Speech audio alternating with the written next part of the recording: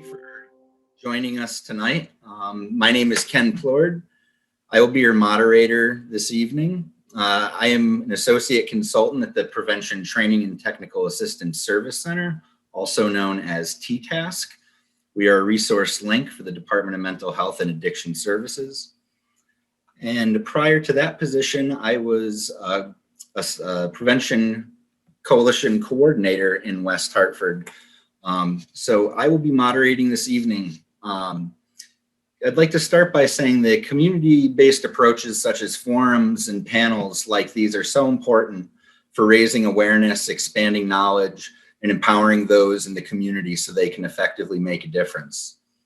The topic of vaping and protecting our youth from the dangers associated with vaping is a task too large and complicated for one person or one organization to take on. Instead, it demands multi-sector involvement like we have here today, which includes representation from schools, parents, youth, health professionals, government agencies, and law enforcement, all working together and lending their areas of expertise to make a change. This presentation is being streamed on the whctv.org website, and it is also being recorded and archived there as well. The format for this 90-minute presentation this evening will include a mini documentary video, followed by our panel presenters, and then some question and answer session. This event is being hosted by the West Hartford Community Interactive. It's funded by Amplify, who is a resource link for the Department of Mental Health and Addiction Services, the West Hartford Prevention Council, and the Social Services Division of the Town of West Hartford in collaboration with many community members. We have also built in some interactive polls and appreciate your participation. So first, let's make sure that everybody is comfortable with using the interactive polls.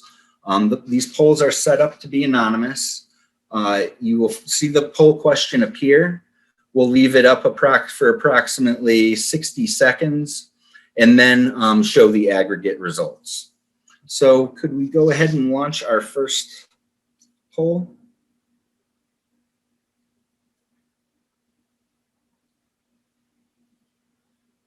So how much do you know about vaping?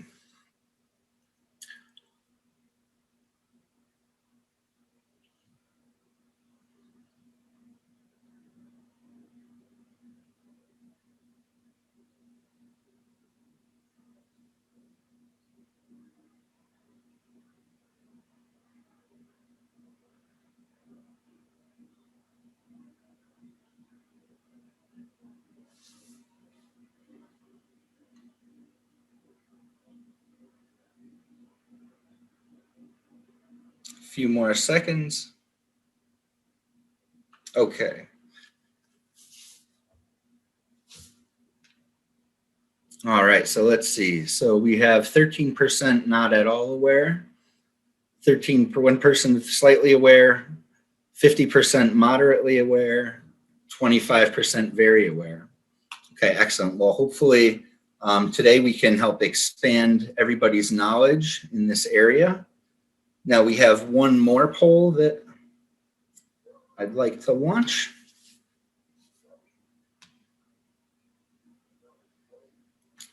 Okay, I would like to learn more about health risks associated with vaping, information on how to quit vaping, strategies and or resources to help me talk to my child and or loved one about their use of vapes, how I can get involved in advocacy, or all of the above.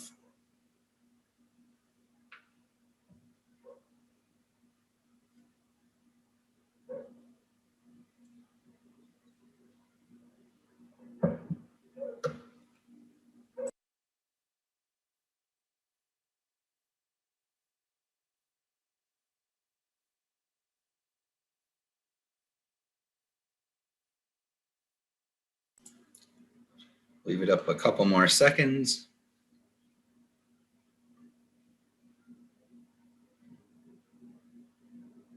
Okay, so let's take a look at the results.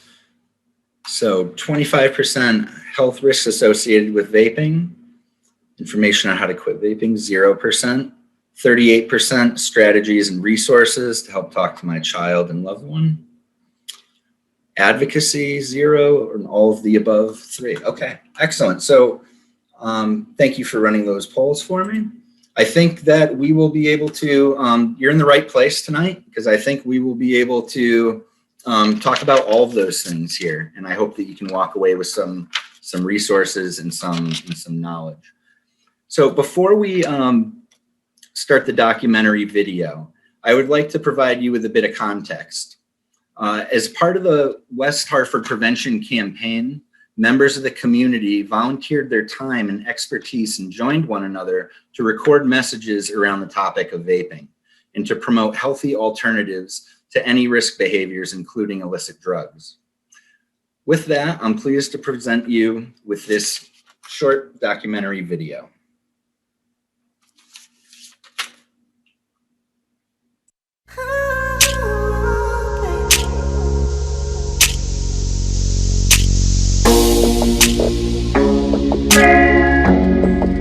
In 2020, 3.6 million students in the United States use e-cigarettes in the past 30 days.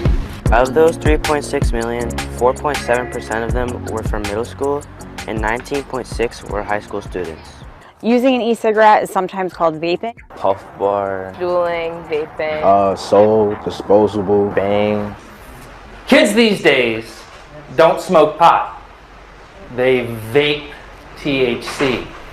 And in this electronic cigarette, here's a standard cartridge. There are a few different architectures, but by far the most common is this one that I show you here. This is actually an X-ray computed tomography scan.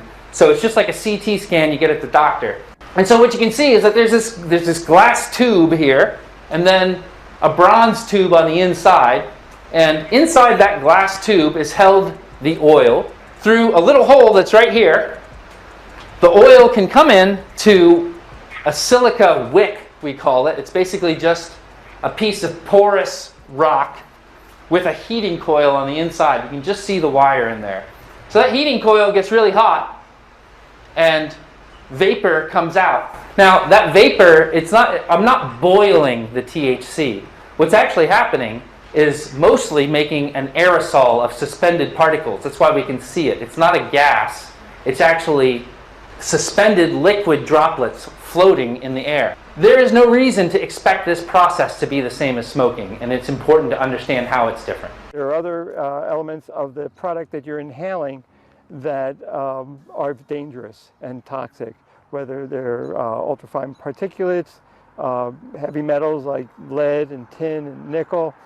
The dangerous part is that you're inhaling heated products, so to take from solution into vapor, and everything that carries with that vapor goes, as you inhale, goes into your lungs. The problem is that this oil may be able to leach some of the lead out of it.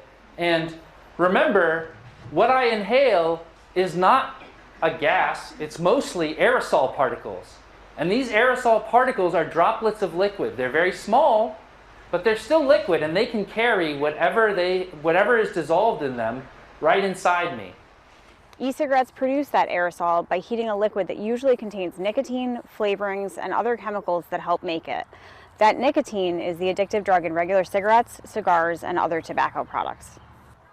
When a user inhales that vape, and they're inhaling that extra aerosol, they're also inhaling that water vapor.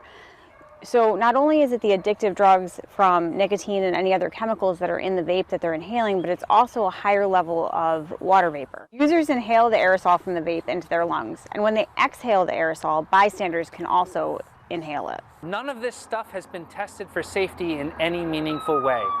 About 1.5 years ago, I was hospitalized. I spent 2 weeks in the hospital. I don't remember much from the first few days in the hospital because I was so low on oxygen that my brain wasn't working right. I felt incredible pain in my stomach, especially. I was short of breath. I had to be on oxygen all the time.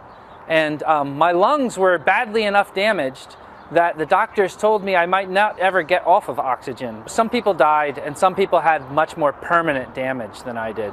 So I was one of the very lucky people. So we did see an increase in People in general who were vaping, being admitted to ICUs for lung problems. The way the chemicals are getting down into the deep lung sacs, worse than tobacco.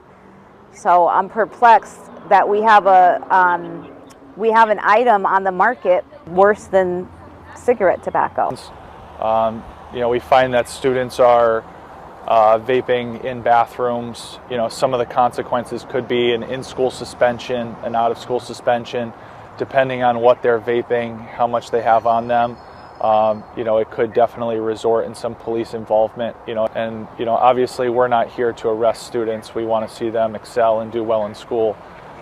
So we're trying to avoid that as much as possible, but obviously we understand that as law enforcement officers, we're here to also do a job. And we will work with the school and with those students.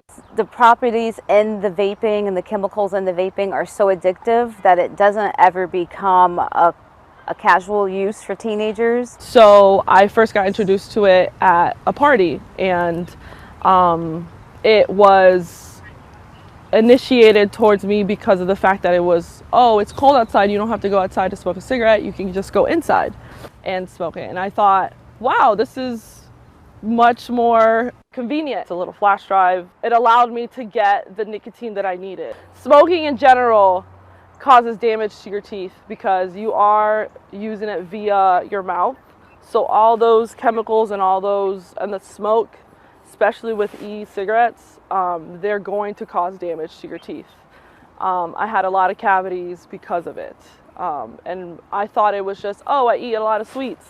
No, it was because of smoking. And there's just a lot more cons than pros to it. The pro is having a 5-minute high versus the cons, teeth, your lungs, money.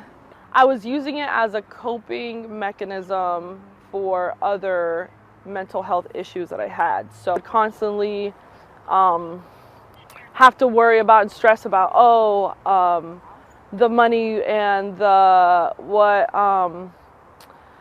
smell and the devices and trying to hide it, and that's a big thing when I was starting just hiding it. Every time I would stuff down the emotions I would feel towards my addiction, but it just made me feel, I would constantly ask myself, what am I doing? Why am I doing this? And I got to a point where it wasn't worth it. So when I first quit, I had a lot of, if I could be honest, I had a lot of withdrawals from it because nicotine is very highly addicting. And a lot of coughing, a lot of just physical symptoms like mucus, a lot of headaches, a lot of headaches. Now I'm so glad I did it. I am so glad I stopped. I want to be able to let the youth know that this isn't something to take it lightly. You're talking to a person that's experienced nicotine addiction for 6 or 7 years. Yes, it was fun in the beginning, but now I look back at it and I really regret even doing it. I come here to let you guys know about my experience and let you hear firsthand how this does affect me, but it could also affect you also. When you go run and you get that runner's high and you get those endorphins or those serotonins, when they come from within you and your body builds them as a response to something healthy like exercise, really nice, wonderful. It's how our bodies were made to react. When you have to do that from the outside in and in an artificial way, and it's not really medication and it's not something from your doctor, it's just something you go buy at a gas station, not the way it should be. For your performance level to be high, you need to be 100%, and vaping brings you down way below 100%. Brings down your focus and your mental stamina, your physical stamina, and your overall performance in the game. If you haven't tried vaping, don't start. Vaping is highly addictive, and if you wouldn't want to take the, no matter how much in the moment, how cool you think you are, I would say don't start. It's really not cool. It affects you in so many negative ways, and I care about you. I don't want anything bad to happen to you. People feel like the only way to stand out is to be cool. And usually that's really just following with the crowd. So just understand that you don't have to do that and just be you, and you're just gonna make it to your own self. There's no good effects whatsoever from it. Man, the first time I used it, probably around like 12, burnt my throat. I was like, nah, you know what I mean? It just didn't feel right. It's hard to explain the feeling. It's just like you just feel like a numb like feeling just come down on you, and it honestly wasn't worth it. You know, I don't vape. I don't think that is good. I've tried it in the past. I just don't like nicotine. It's just not for me. I don't really think that any student should be using it at all, especially trying to get other people to use it. If someone says no, they say no, just leave it alone. Often we talk about what you're not supposed to do, and we teach kids that negative goals aren't great. You don't say, I don't do this, don't do this. Don't vape is a negative goal. But if you can get them doing a lot of healthy things that fill that space and time, those healthy habits create more healthy habits. And you don't have to say don't vape. You have to say be a great version of yourself, and how are you eating, and how are you sleeping, and how are you moving to be this great, healthy, dynamic person that participates on the planet Earth. So it's not always the don'ts, it's let's work on the do's also. You could always talk to one, you could tell a friend who could help you reach out, and you could also tell obviously a counselor or someone at your school who you know can help you in that way. Just like mostly for support and to go reach out and get better help. The school nurse would definitely be a person that would be open to talking to you. We do have ethical standards about counseling you and getting you to open up to your parents directly, but we do have to keep things in confidence. If teenagers want to come tell us something, we do not have the privilege of sharing those things with the parents. Instead of vaping or smoking, you could do TikTok, you could go play soccer, you could play basketball, any type of sport, you could go cook, you could learn how to make something new. You can listen to some great music. You could try new food, go to new ice cream places. Let your feelings out if you need to a pillow, into your bed. Do the things that you love and do the things that make you feel like you're you. Do your hair, do your makeup. You can go to work, you know what I'm saying, just be productive in your life. You could get some missing work done, do your assignments. You could do so much more. Here's some information about how you can get help with vaping and smoking.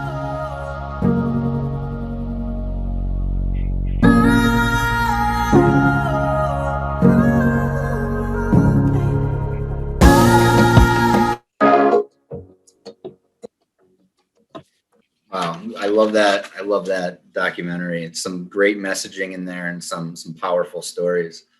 And I think with that has kind of primed us up for our panel discussion. So without further ado now, I'd like to introduce our panel members for this evening. We will be hearing from Officer Irene Klein, who is Division Officer, the West Hartford Police Department, Community Relations. We have Dr. Parham, who is an ear, nose, and throat physician, professor of surgery, and residency program director for the University of Connecticut School of Medicine. We have Dorian Fuhrman, who is co-founder of Parents Against Vaping, e-cigarettes, also known as the organization PAVe. And then we will lastly hear from Adriana, who is a college student and ex-user of e-cigarettes, to hear her experience. So let's start off with Officer Irene Klein. So she can tell us a little bit about, as a police officer, what she is seeing in regards to vaping and some of the things that, that they're doing in the community to combat that.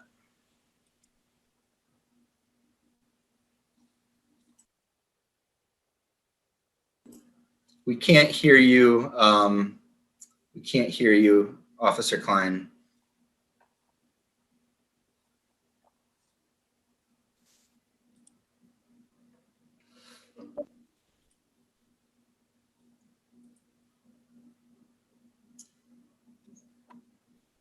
We'll just give one moment for technical difficulties. Now that we're all used to the virtual era, we know these things happen.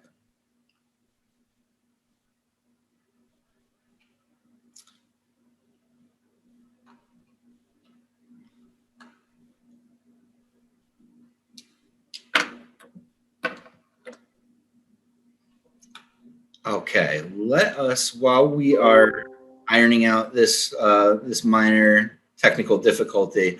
We'll move on to our, we'll jump out of order just a little bit. And let's hear from Dr. Parham. And are we able to launch, I know before Dr. Parham was going to speak, we were going to launch 2 polls. Can we go ahead and launch those?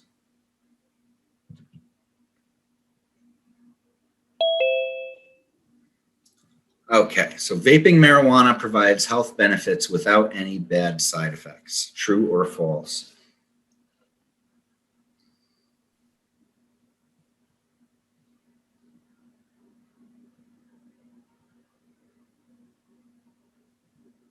We'll give this one about 10 more seconds.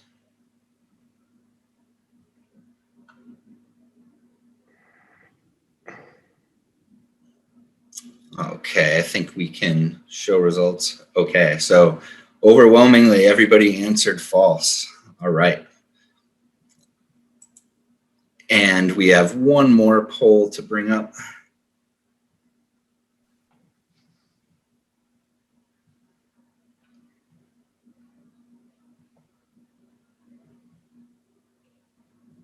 Okay, vaping just once can't do any harm. True or false?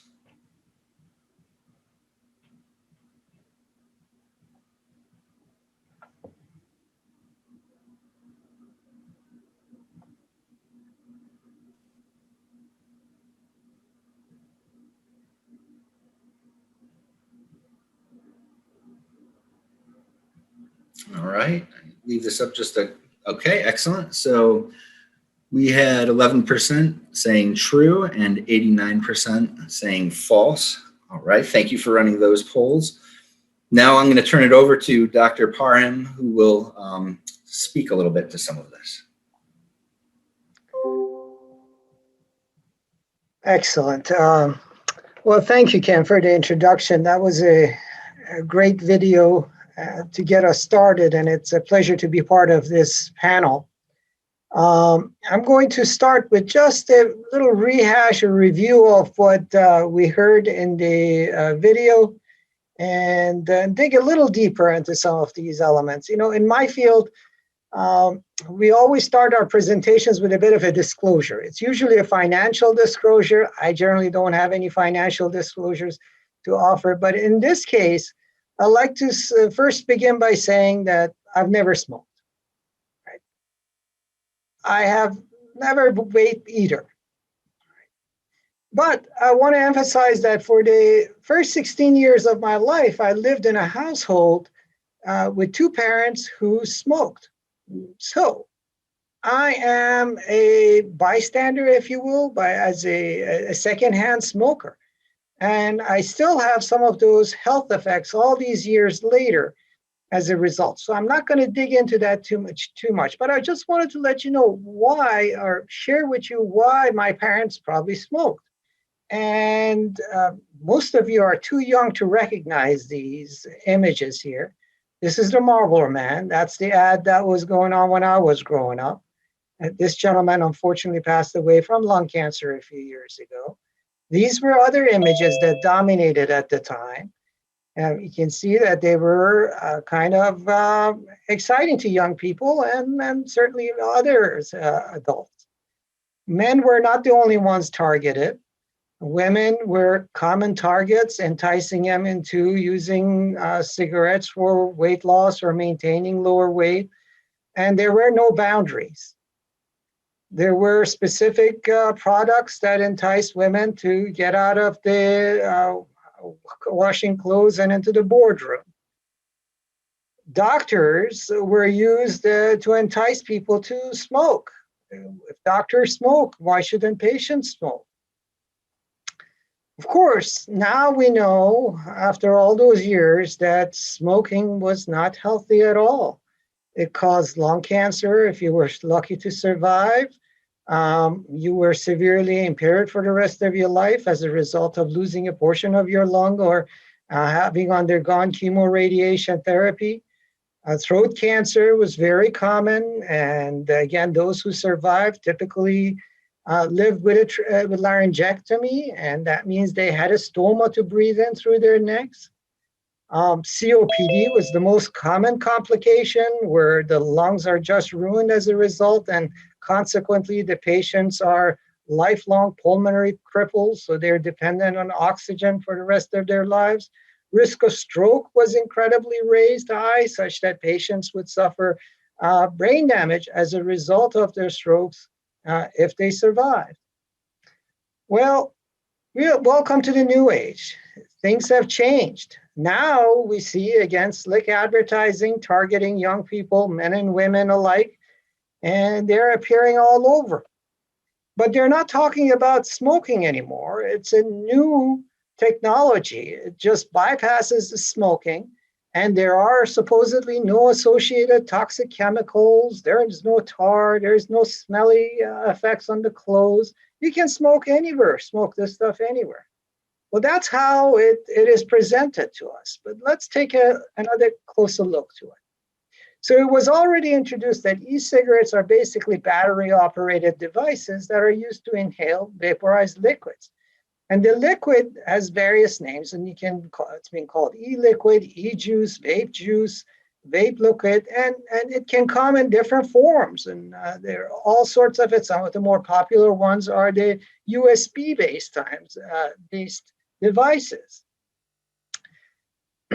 There are also different names for e-cigarettes and e-hookahs, mods, all sorts of end products. And oftentimes a generic brand name a generic name that's used for all these devices is called electronic nicotine delivery systems. And as you heard on the video, the device is basically consisting of a chamber that contains e-liquid, a heating element that's powered by a battery. And this heating element is activated either by a button or by the process of inhalation. And once the heating element reaches a certain temperature, it causes that e-liquid to vaporize and become an aerosol, which is subsequently inhaled. Well, the American Vaping Association tells us that vaping offers an alternative to smoking. True, no argument there. It is tar-free. That tends to be true as well. And it reduces the amount of chemicals smokers and bystanders are exposed to. Well, I guess that part depends on what chemicals we're talking about. What's in the e-liquid? Well, there are food-grade chemical flavors, and there are 800 varieties out there that are available in the market. The e-liquid commonly contains nicotine. It can also contain marijuana, but it can contain any combination of those agents. Most of this stuff are dissolved in a solvent. Oftentimes it involves propylene glycol and a vegetable oil called glycerin. So what happens when these e-juices are vaporized or aerosolized? That's the problem. And you saw this image in the presentation as well. It comes from the CDC. Once these liquids are vaporized, it produces volatile organic compounds, heavy metals, like Dr. Klein mentioned, lead, nickel, and tin, ultrafine particles that are inhaled and settle into the lungs as solids, cancer-causing chemicals, and of course, nicotine and the active agent of marijuana, THC. One of the initial health effects that's commonly experienced is that sore throat that the vapors experience. And that sore throat is associated with nicotine within the e-liquid, the polyethylene glycol, the flavoring that's in there. And you can actually adjust the experience that the throat has, this sensation, which oftentimes some people refer to it as the throat hit, by adjusting these various variables. So you can increase the airflow, you can increase the power that's used, that's generated by the battery, increase nicotine component or concentration to increase this throat hit. Majority find this to be irritating, but some find it pleasurable. The volatile organic compounds are actually on the EPA's Environmental Protection Agency's list as being bearing a short and long-term adverse health effects. These volatile compounds are actually fairly common in our home environment. And here's a long list of items that bear them, and these are not exactly the kind of things that we generally step up to inhale. For example, paints and paint strippers, wood preservatives, cleansers and disinfectants, moth repellents and air fresheners, stored fuels and automotive products, dry clean clothing, and pesticides. What kind of effects can these volatile organic compounds have? Well, the immediate effects tend to be eye and nose and throat irritation. They can commonly cause headaches, loss of coordination, and nausea. Long-term use can lead to damage to various organs, including liver, kidney, and the brain. And some of them have been shown, not just in animal models, but also in humans, to cause cancer. Also, don't forget that volatile organic compounds are a major contributor to pollution and are a factor that contributes to climate change.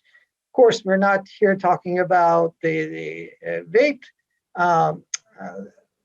vaporized products as being the major contributor, but I'm just trying to point out that these aren't that different by what the factories put out or the household products are contributing. The other main component is nicotine, which was why many people smoked. One fact that should be recognized is that although some of these products are being advertised as being nicotine-free, testing has actually shown that 99% of them actually do contain nicotine. And the advertising that they're free of nicotine tends to be false. And as we know, nicotine tends to harm the developing brain. And the brain continues to develop not just through childhood, but all the way into young adulthood. At age 25, there's still development going on. And this development mainly is in the form of new synapses forming in the brain. And these new synapses are responsible for helping us store memories and things that we've learned.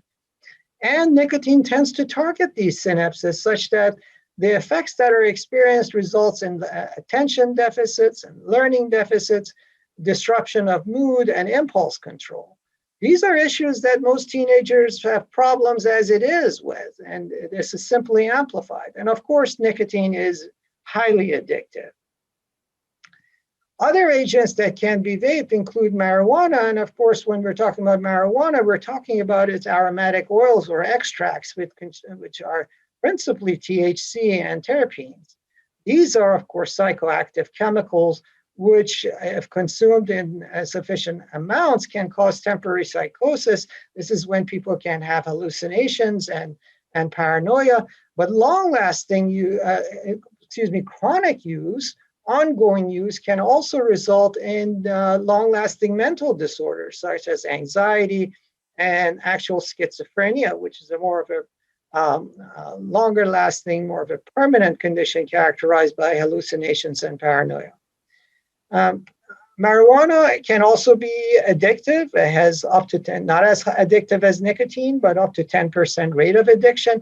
And its effects on the brain are not dissimilar to that of nicotine. It impairs memory, learning, attention, decision-making, emotions, coordination, and reaction time. And some of the acute effects include cough and phlegm production and irritation of the airway called bronchitis. Now, there were also some liquids within these e-liquid that were there to carry these items, such as THC and flavors and nicotine. For example, propylene glycol and glycerin, these are solvents which all those other agents are dissolved in. Unfortunately, when the e-cigarette heats, the heating element activates, these products are degraded into other components, which include formaldehyde, acetaldehyde, and acrolein. And more unfortunately is that all of these products are known carcinogens. And the earliest effect that most people experience is that irritation of the airway characterized by cough and mucus production, but long-term use and chronic use can result in cancer. But we've also learned that even if we ignore the short-term effects and say, well, the long-term effects are far into the future, it's otherwise pretty reasonable to use it for short-term. Well, we're learning that that's not necessarily true. Just before the pandemic broke out, there was an epidemic in the United States. And that was called vaping-associated lung illness. And it was characterized by severe lung disease that involved low oxygenation in the blood and that produced shortness of breath and cough. 2,000 young adults suffered this problem in the early 2020, and 60 of them died. And when it was explored, what many of these people shared was vaping. And most of those patients were using THC-containing products, and this particular product had vitamin D acetate in it. Now, you would think of vitamin E. Well, vitamin D is fantastic. Isn't it safe and healthy? Don't we take supplements? Well, it wasn't designed to be inhaled. And it was being used as a thickening agent. And when inhaled, it caused deadly effect in the lungs. There are certainly many other organs that are affected. For example, take the heart. And normally our blood vessels in the body produce an agent called nitric oxide. Nitric oxide tends to relax the blood vessels, and it helps regulate our blood pressure. When we can't regulate our blood pressure, it affects the health of the blood vessels, and these blood vessels are responsible for delivering blood to various organs, including the heart. And if you can't regulate the blood pressure and circulation and can't relax the blood vessels, you can't deliver sufficient oxygen and nutrients to the heart itself. And that can result in coronary artery disease, which sets one up for heart attacks. So bottom line, we've learned from a couple of hundred years of smoking tobacco. And it took us a while actually to realize that smoking tobacco was unhealthy. It wasn't really until the latter half of the 20th century that the health effects became obvious, and it was more in the last quarter of the 20th century that we started taking it seriously. The science of toxicology, this is the science that studies poisons, is now well established. We know certain agents act as poisons, aldehydes, for example. We do not need additional research to tell us that those elements are dangerous. So we know these products now are repackaged and put in a new form and being delivered in e-cigarettes. Therefore, we don't have to wait for the long-term results, the cancers and things like that to emerge. The full spectrum of health effects of vaping need not be appreciated for us to be alarmed. And that's exactly why we're here. That's why this panel is here. And I'm really pleased to be part of it. So I want to thank you for this opportunity to share my point of view with you. And I will I'll stop sharing so we can continue the discussions. Thank you for that wonderful presentation, Dr. Parham. One of those things you said really stuck with me about the brain still developing until the age of 25. And I think that's definitely an important thing to take out of this, and how the early use of these products can really kind of prime the brain for addiction. So thank you for that. Irene, are we back? I think it's working now. Yes, excellent. Okay. We'll go to you next. So my name is Officer Irene Klein. I've been with the West Hartford Police Department just about 10 years, and I actually work in the schools. So I am assigned to one of the middle schools in town and multiple elementary schools. It's really important in the police department for us to have engagement with the community, and one of the ways that we do that is actually through community education and prevention.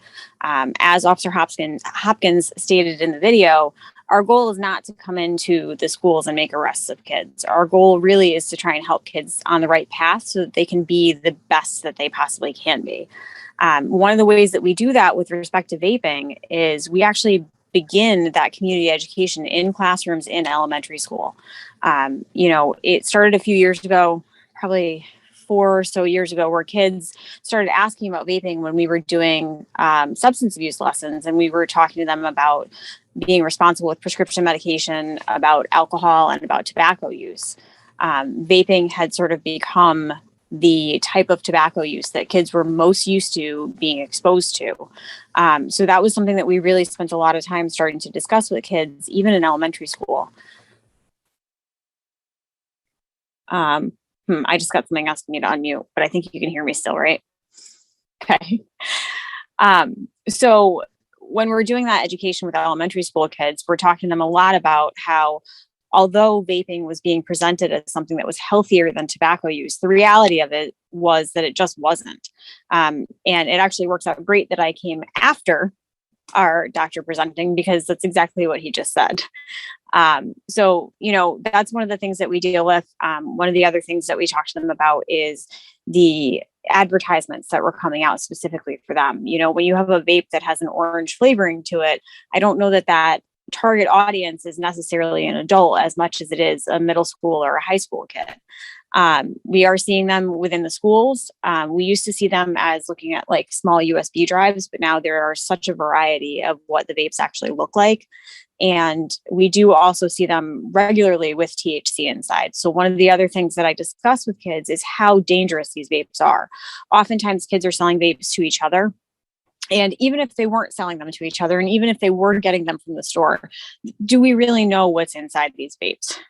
And, that question or the answer rather, can change depending on the vape.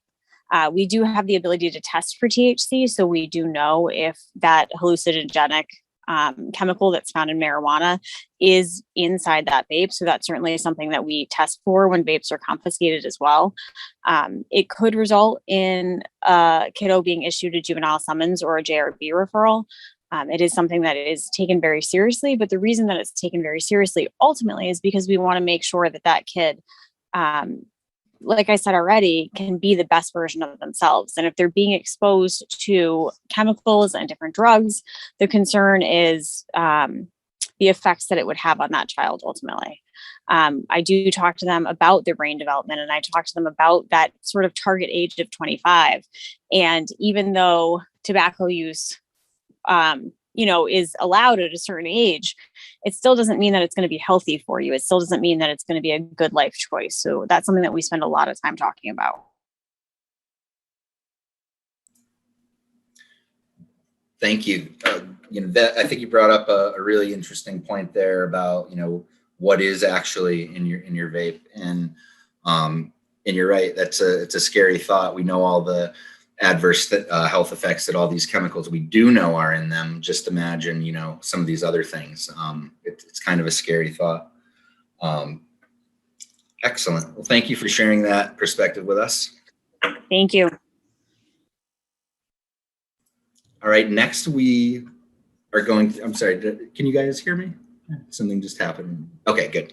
All right, so the next panelist we're going to hear from is Dorian from PAVe organization. Hi, thank you. Can everyone hear me? So my name is Dorian Fuhrman, and I am one of the co-founders of Parents Against Vaping e-cigarettes. And I am going to share,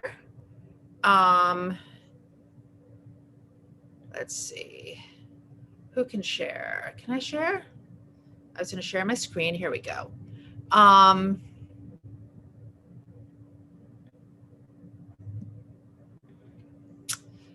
Okay, view. So I'm just going to do a very quick presentation about e-cigarettes and the youth vaping epidemic. It's a shortened presentation. Usually we have everything that Officer Klein and Dr. Parham just said, which is about the negative health effects of vaping e-cigarettes, the health effects on the developing brain and the developing lungs, which continue also to develop until the age of about 25. And when you introduce such high levels of nicotine into the developing brain, it creates pathways also for further addiction. So it's definitely something that we want to avoid from a young age. But I'm here to tell you about our background and how parents can get involved, because parents are on the front line. We're the ones who are dealing with the kids coming home, hiding their e-cigarette use from us. Ultimately, many parents discover it, not all parents, and they don't know what to do. Often they feel ashamed, often they feel alone and powerless. And we as Parents Against Vaping E-Cigarettes, we educate, of course, but we also advocate in states around the country and teach parents how they can use their voice to make a difference. So we began our organization almost 3 years ago. We didn't plan it. We found out our ninth grade sons came home from school one day and said, we had a very interesting presentation in school today.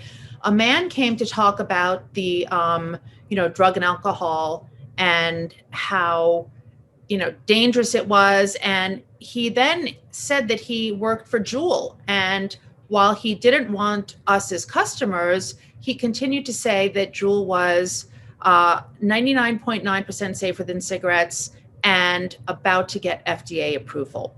This person had been brought into our son's school by a third-party anti-addiction organization, and it was a very mixed message. At that time, 2018, the youth vaping epidemic was in full force, and half the kids in that ninth grade class, probably more than half the kids in that ninth grade class, were actually vaping. And there was this sigh of relief, according to our sons, that, it's totally safe. It's not going to hurt me. So we were outraged, and we did what any parent would do, is we reached out to the school, and then we started talking to other parents. We started talking to our pediatricians, we started talking to experts, and we tried to figure out really what was going on. So since then, we've really become a grassroots organization, a national advocacy and education organization. We're a nonprofit, we're a 501c3 and a 501c4, which means that we can advocate and lobby elected officials. But it's really important for parents to use their voice. We're helping to pass laws around the country. We go into state houses in local communities. We've even been in the White House, as you can see from that middle picture, when the then President Trump said he was going to ban all flavored e-cigarette products from the market. He then got such intense lobbying from the industry that he pulled back and did practically nothing. So currently, we are lobbying FDA. We are having parents around the country. We've sent thousands of letters to FDA. If you see that little QR code, you can hold your phone up to it. And we're begging FDA not to approve any flavored e-cigarettes, including menthol Juul, which is probably the top-selling flavored e-cigarette on the market currently. But no e-cigarette is really legally on the market. The FDA is in the process of their pre-market review. It's actually post-market review because they're all in the market, but they're reviewing the applications for all these products. So FDA can decide any day now if they want to leave these products on the market for kids to use, or if they're going to take them off and do the right thing. So we are doing this intense campaign, and any parent can click onto this link and sign a letter and send it to FDA. And it's really important that parents take a stand. We haven't really talked about figures in this presentation, but according to the latest figures, over 3.6 million kids are vaping. I mean, that's huge. And that's the number that was in 2018 when FDA and the Surgeon General declared vaping a national epidemic. It went down slightly, it went up slightly, it went up a lot actually, and then came down slightly during COVID. No one really knows why. Is it because kids were at home? Is it because the researchers were in the field for a shorter time? I think the next couple of years are going to be a little bit in flux, but everything that we've heard anecdotally, kids are vaping in greater and greater numbers, and they're using the disposable e-cigarettes that our two earlier presenters discussed, which are, the puff bar and can be thrown away, or the Stig, or, they cost a couple of dollars and they come with such high levels of nicotine and they're so addictive. And these kids, one of the questions was, can vaping just once hurt you? Well, if you're susceptible to addiction and you get that head rush, and many kids talk about that intense head rush the first time they vaped, and there was no looking back from there. We all know that the tobacco industry has predatory targeting. The doctor spoke about that in the beginning. And, they target entire populations, but they also target specific populations, LGBTQ, military, African Americans, lower income neighborhoods, rural population, and kids. We can't forget, if you start smoking or vaping before the age of 21, you're likely to be addicted. 95% of all smokers started before the age of 21. So they're out to get these kids, and it shows in the marketing. I mean, Juul created the youth vaping epidemic by marketing to kids. So, we spoke about the ban. There were 15,000 flavors before the ban. There are still 15,000 flavors available because all they banned were the flavored pod-based systems except menthol. They left all the disposables, all the refillables. They left everything on the market. I don't know if we want to talk about the signs that your teen is vaping, but there are signs if they're leaving the room a lot, if you smell a sweet, that's how I noticed. My son came home, he smelled sweet every night, and I thought he had a girlfriend. Well, no, it was Juul. The propylene glycol can bring the moisture out of the mucous membranes and make you very thirsty and give you a dry cough. You can see plastic wires and stuff. Changes in sleeping patterns. Nicotine is a stimulant, and these products have incredibly high levels of nicotine. It affects the mood, as the doctor spoke about. And then the changes in eating habits. We know a lot of these kids are using so much of this product that they get nick sick. They're nauseous, they're not hungry, their stomachs hurt all the time. So that's a really big issue. But we really wanted to talk today about what parents can do, because you have a voice. Parents can make a difference. First of all, you have to stay informed. You have to know what you're talking about. And talk to your children. Don't accuse them and say, are you vaping? Or just say, what's it like out there? Do you know anyone? Do you ever see it in school? Is it something that your friends talk about?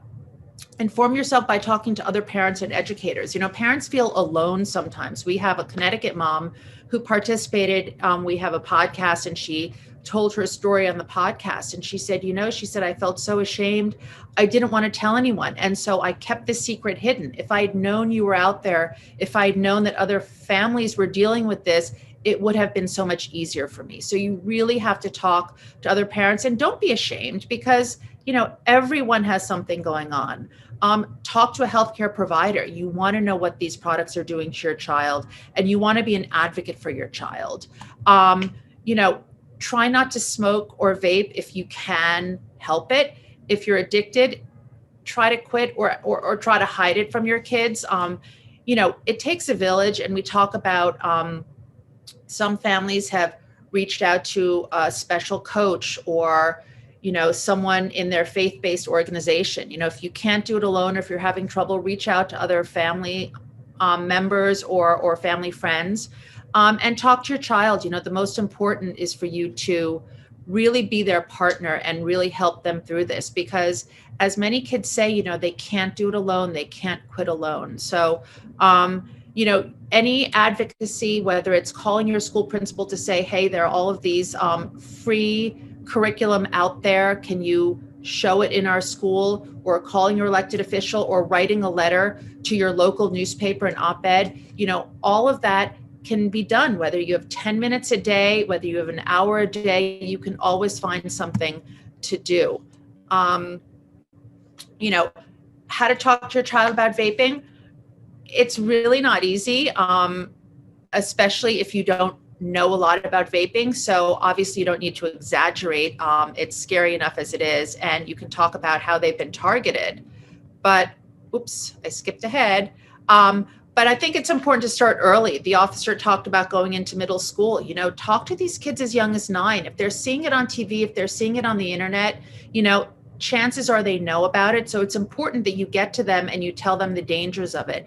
And it's definitely not a one-time conversation. You have to keep at it. You have to let them know that you're always there for them, and find the right opportunity to bring it up. If their friends are around, it's definitely not the right opportunity. But if you're driving down the street and you see a vape shop, ask them questions. If you see someone vaping on TV, ask them questions. It's something that you can always, you can keep going back to.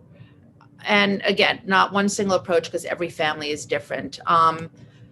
So again, join us. We are group of parents around the country. We are on social media. If you want to share your story, if you want to look at other parents' stories, if you want to go into our website, we have an amazing Connecticut page. It can tell you how to get involved in local advocacy in Connecticut, how to email your state assembly member, email the governor, email your local mayor. It's important that parents have a voice. You're their constituents. They want to hear from you.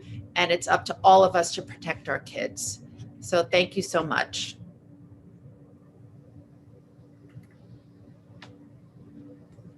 Thank you for that great presentation, Dorian.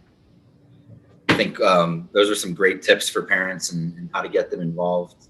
One thing that you said kind of stuck out with me when you said, one approach can be how you emphasize, that they have been targeted by these companies, and there's something empowering, once you see that for what it is and you understand what they're doing, and it's definitely some motivation to quit. So thank you for that. Yeah, I think teens get really upset when they see that these people are getting rich off their addiction, and it's just so it gets them really upset sometimes. So it's true. Excellent. All right. Before we oh, excellent. There we go. The screens went back to normal there. All right. So for our last panelist, we are going to talk with Adriana, a college student, and she is going to, share a little bit about her her journey with vaping, how she started, how she ultimately quit, and I'll turn it over to you, Adriana. Hello, everyone. Thank you for letting me participate in this panel and letting me share my experience and to shed some light on this issue. I wanted to start off with stating that I started smoking at the age of 16. I'm originally from Georgia. I came to Connecticut for college. And believe it or not, I started smoking combustible cigarettes. I've never been introduced to vaping. So just simply the fact that I would always smoke outside because the climate in Georgia is warmer. So I was so accustomed to that. And when I came in the north for school, I was introduced to vaping at a party. I had a friend ask me why I was headed toward the door to smoke a cigarette outside when it was freezing. And she asked me, do you want to hit my Juul? And I looked at her and was surprised because I never heard of that. It, again, like as everyone mentioned, it looks like a flash drive. So I was intrigued, I was curious, I was definitely wanting to try it. So I took a hit and instantly I had a rush, and I instantly got hooked. So I tried it and I enjoyed it. I started off with Juul, but I ended up trying Puff Bar. I ended up trying the disposable e-cigarettes at the gas station. The only problem with Juul that I've experienced was the simple fact that it was expensive. There is a starter kit that you have to buy that's roughly around $50, plus you have to buy the pods. There's 6 pods in a pack, and it's roughly about $20. And I thought that was more expensive than just buying a disposable cigarette. What got me really hooked on vaping was the fact that you can smoke it anywhere. You can smoke it in your car, you can smoke it in your room, you can hide it. I found it very convenient and accessible.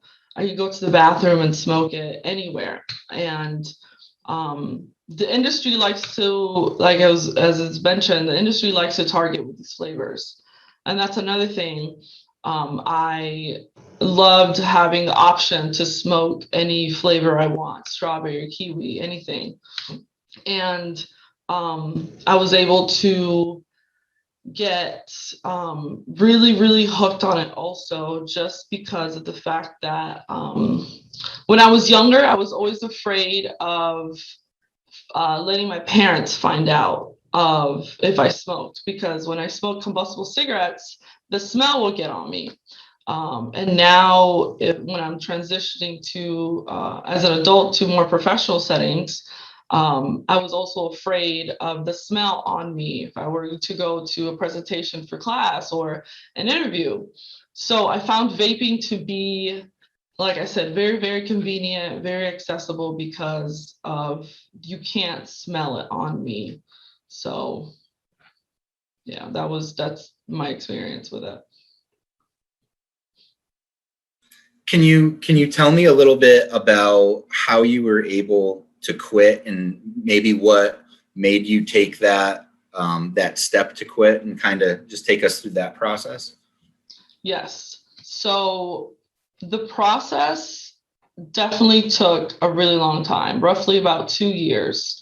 The first thing that I did was realize that this is a problem. I had reached out to friends and let them know, hey, I want to stop. And I was able to realize this and try to take steps. And I didn't know exactly what to do. So I was going online to find resources or just any smoking cessation programs. But what really drove me to stop smoking is, believe it or not, I had an appointment at the dentist, and whenever they checked my bone density, the dentist mentioned that I had low bone density, and she compared it to a regular bone density level to my bone density level, and I saw the difference. And the first thing that she asked me was, "Are you a smoker?" And that was the moment, and the light bulb went inside my head and it turned on, and I was like, wow, I really have to start the process to stop smoking. So I ended up stopped smoking completely last year in October. And I experienced a lot of withdrawals, physical and mental, like again, it was mentioned, headaches, coughing, hunger, a lot of mental anxiety, irritation, and a lot of persistence, a lot of water. So, yes. Did you have any kind of supports to help you quit, like within your peer groups, or were you kind of taking this on a lot by yourself? A lot of my friends that I reached out to weren't smokers, but my previous friend groups were smokers, and they had no need to quit. So I mostly reached out to my non-smoker friends. Even though they never had an experience with smoking, I was able to reach out to them and let them know any issues that I had and things like that. So that's good. I as a former smoker years ago, it's super hard to quit, and having good supports is definitely crucial. Can you speak a little to maybe some advice that you could that you would give to parents that may have a child or a loved one that is struggling with vaping? Yes, of course. I believe the most important advice is to set by example. You as a parent, you're the role model. And if you as a parent smokes, your kids will most likely pick up those behaviors. And having that point of access in the home will cause a great impact on the start of your kids vaping. So another piece of advice is to find the right moment to speak to your kids. For example, if you see someone vaping, or if you see a commercial, or if you see a jewel pod on the ground, this is your opportunity to spontaneously speak to your kids naturally without having to sound intimidating or if you're lecturing. And lastly, I believe that this is really good advice because getting your information from credible sources, such as the CDC or NIDA, which is the National Institute of Drug Abuse. We will also be providing information at the end of this presentation. And having accurate information will allow you to have, or allow your kids, or allow your kids to bring up any questions that they have and allow you to have the accurate information. And you as the parent can know about the risk and know about the dangers of vaping. And in kind of wrapping up here, what advice would you give to other young adults like yourself that may be either contemplating quitting or are somewhere along that process right now? Yes. Just like I told myself this, I was honest with myself. I acknowledged that I had a problem with vaping. I reached out to my peer support group, to someone that I trusted, and I allowed myself grace to start the process of quitting. I've mentioned before, there are many resources online, like I believe the CDC has a smoking cessation program that can be really helpful if you don't have that support group. And just recognizing that nicotine is highly addicting and it's a process. It's like I said, it took me 2 years to stop smoking. So allowing yourself, again, that grace. So. Excellent. Thank you so much for sharing your story with us, Adriana. Thank you. All right. So at this point, I'd like to encourage everybody, if you have any questions, to please put it into the Q&A. And it looks like we do have a question here for one of our panelists. So Adriana, did you attend any cessation program at all? Could you tell us more about the process of quitting and what steps did you take? I personally was looking into a program, but I didn't attend one, but I did do a lot of research on it. And these cessation programs tend to have coaches that they call you, I believe, twice a week. And they set up a program. They set up a program for you to start. And I believe they send you, if you sign up, they send you a package or envelope full of information and an outline for you to start the process. For me, besides my support group, whenever I stopped, I mostly did it on my own because, like I mentioned before, most of my friends were smoking and had no reason to quit. So I honestly just took it day by day and noticed the triggers that I had. So for example, if I smoked in the car, if I smoked in the bathroom, I would recognize those triggers and tell myself that a craving only lasts 10 to 20 minutes. So if I'm able to pass that 10 to 20 minute mark, then the craving will go down. Also, I had a bag of hard candies, gum, anything to help with that fixation in my mouth. Avoid caffeine because whenever caffeine tends to for at least for me, and I know a lot of other people, like create anxiety. And that was another one of my triggers. Like I would always smoke and then drink coffee.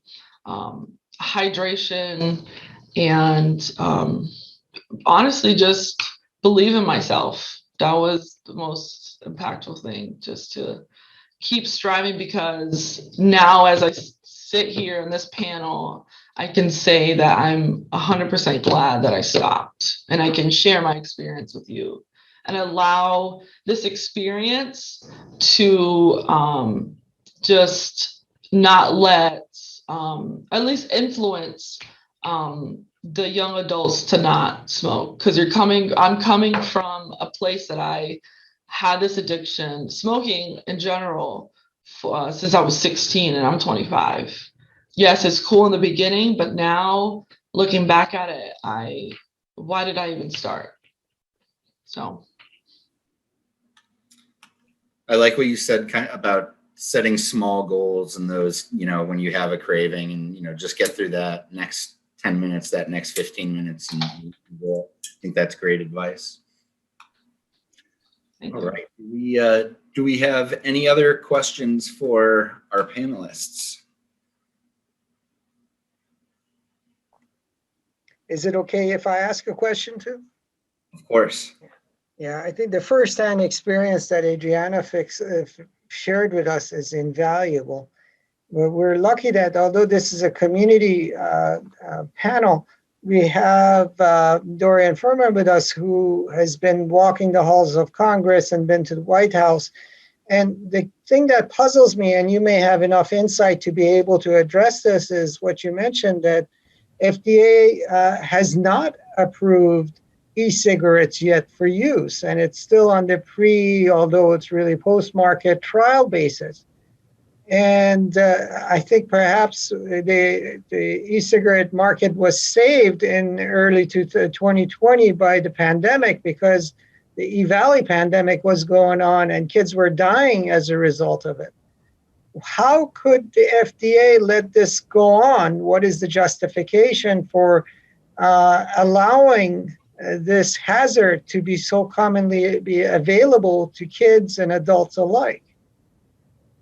That's a great question. That's a question we ask them regularly. The EVALI outbreak was devastating, and unfortunately, it was a mixture of e-cigarettes, nicotine-based e-cigarettes, but also THC vapes. And there were about 80% or so that were THC vape related. Not only they use nicotine too, and there are about 20% who did only use nicotine. We have a couple families in Florida, one who the boy is awaiting a double lung transplant, and then another, the boy died, and the parents have a tox screen that shows there was no THC in their system. So you're right, these products should not be allowed on the market, and FDA could remove them today if they wanted to. But there is a perversion of the science, and a lot of the, Juul and, we say Juul and company, they are trying to promote themselves as a smoking cessation device. And they're trying to say that they're safer than smoking combustible cigarettes, and therefore they should be allowed on the market so that smokers have the opportunity to switch to Juul and other e-cigarettes and stop smoking. The only problem with that argument is that to date, there is no proof that these devices help adult smokers quit smoking. What there is proof of is that adults are often dual users, and that even if they do manage to switch over to e-cigarettes, a year or two later, they're still vaping e-cigarettes. So they're still addicted to nicotine. They're not a cessation device in any way, shape, or form. And if they were, by the way, they would go for the MRTP, or they would go for, to cedar as a cessation device, not as a product on the market for consumers.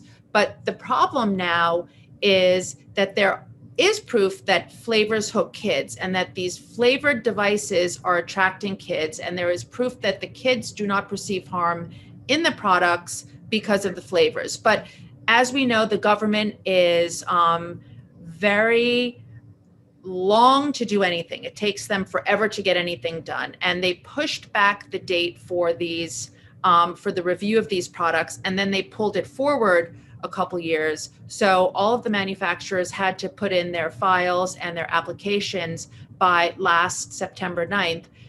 The FDA received 6 million applications, if you can believe it, 6 million applications. So they are weeding through all of these applications, but they said in the beginning that they were going to prioritize the products that had the largest market share. And Juul has the largest market share. That's why we are very focused on Juul for the moment, because the FDA has said that they are going to begin the process to ban menthol combustible cigarettes. And there should be no way that they should allow menthol e-cigarettes on the market. They talk about the harm of menthol. Menthol is toxic. It cools the throat. It prevents, the harshness of the tobacco to be an impediment for people to smoke. It opens the air passages deeper so the poisons can get deeper. It's more addictive. If they ban menthol cigarettes, they have to ban menthol e-cigarettes. They can't approve it. So sorry, it's a long answer. We get very passionate and, but again, parents can write to FDA and say, don't approve these products. They are toxic and they're dangerous for kids.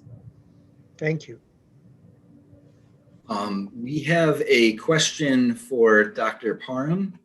A new Yale study found that after the city of San Francisco banned all flavored tobacco products, rates of combustible cigarette smoking started to increase among high school students. What are your initial thoughts on this? And would you rather have one of your tobacco using patients vape or smoke? Yeah, that's a great question, and you're right. You're citing a study that forces us to face the reality that these habits are hard to break, and one source of nicotine or addictive agents is replaced by another. But you're asking whether it's possible to recommend one devil over the other, and that's really difficult to answer. The fact is that if e-cigarettes were to be used in a very prudent fashion, and this is not an endorsement, and none of the products on the market are designed like this, but to help folks quit tobacco, there are currently a number of products on the market, and it comes like in the form of nicotine patch, but there are others who find the smoking action itself a part of the addictive behavior, and to help them to get off of it, if e-products can be designed such that the amount of nicotine in the e-liquid can be gradually decreased over a period of time to reduce the addictive properties and dependence, then it could potentially be very useful. So it can have a role in a therapeutic fashion, but not in its current state.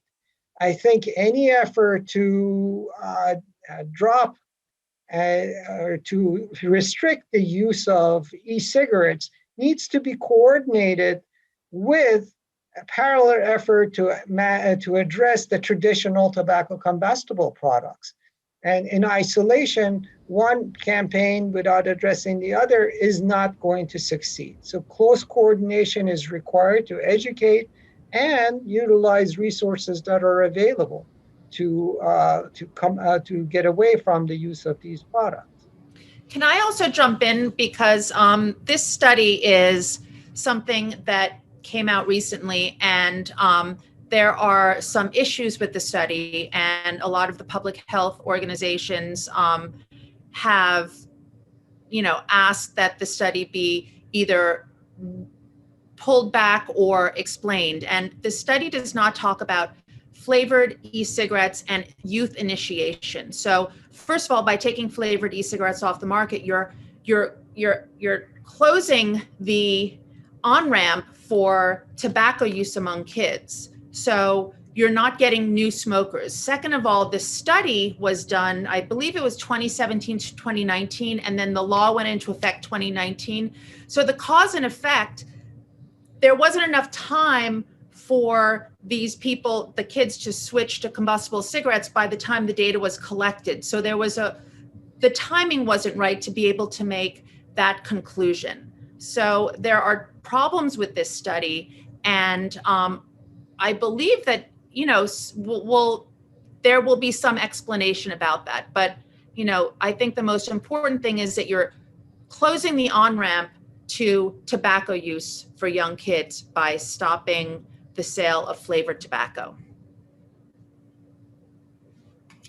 Thank you, Dorian. We have one last question here, and this is directed to any of the panelists. Can any of the panelists speak a little to how some of the vape devices are disguised and the market that exists for that? I'm happy to do. Okay, excellent. So when e-cigarettes first came out, a lot of times what we saw and what I talked about with kids is how they looked like a pen, but they were a little bit more obviously e-cigarettes. And now what's happening and what we're seeing is that they look like small USB drives, or like the video for the documentary, they look like those Mia water containers, or they look like a highlighter or a marker or something of that nature. When we're doing parent education, that's one of the things that we're talking about, because if a juvenile is constantly carrying around a specific item, like a certain pen that they just have to have with them, we encourage parents to start a conversation to find out whether that actually is an e-cigarette in some form. What we're seeing a lot of now as well is the throwaway e-cigarettes, which I know that Dorian had mentioned. And that does sometimes make it a little bit more difficult to figure out whether that kid has started smoking or not. Bringing that item around with them, it doesn't, it's not quite as obvious. In terms of concealing the item and having certain areas in their sweatshirt or their backpack or something to conceal, I think for the most part, the reality is the item in and of itself is concealment, because it looks like something else. So we're not often seeing kids that are trying to hide it in like a certain area, a special pocket in their sweatshirt or something like that, the way that we may see other drugs being concealed, because the nature of the product and how it's made and what it looks like in and of itself is already concealment. Thank you, Officer Klein. We've even seen watches, like there are these kind of watches that you can put the vaping liquid in and the kids can just, pop it out. Or sometimes there's a little place in the sweatshirt where you can hook the jewel in and then you vape through the string of the sweatshirt. I mean, they'll go to any lengths to hide these things, which just again proves the point that they're marketed to kids, because if you're not a kid, you don't need to hide it. Yeah, indeed, this is a deceptive marketing practice. There is no good intent here. And it shows you that these companies that are producing these are not doing it with the well-being of our population in mind. And it's really essentially a hostile act that's being disguised as a consumer product.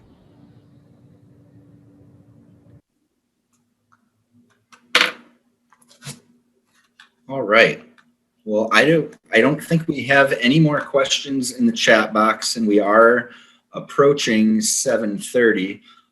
In closing, I think we have prepared a slide that has some resources on it. If we're able to share that on the screen, if somebody could do that, that would be great.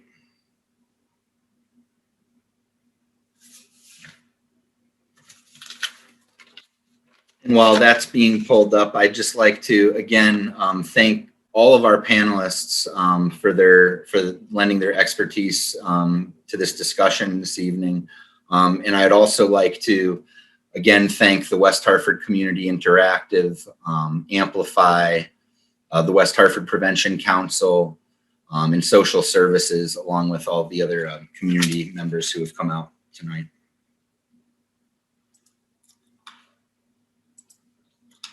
And if we're not able to pull up that resource slide right now, maybe we could run our final poll at this time.